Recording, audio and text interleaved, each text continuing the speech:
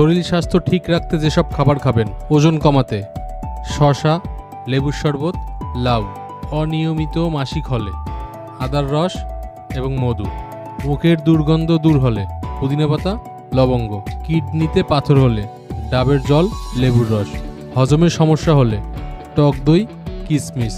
চোখের সমস্যায় গাজর, মলা মাছ, কচু শাক। অল্প বয়সে চুল পাকলে আমলকি, কালোজিরা। ব্রণের সমস্যায় জল, টমেটো, শসা, স্ট্রবেরি। ক্লান্তি দূর করতে কলা, বাদাম, চকলেট।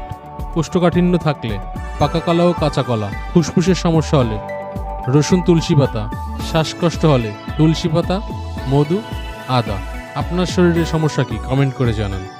শরীর স্বাস্থ্য ঠিক রাখতে যেসব খাবার খাবেন ওজন কমাতে: শসা, লেবুর শরবত, লাউ। অনিয়মিত মাসিক হলে আদার রস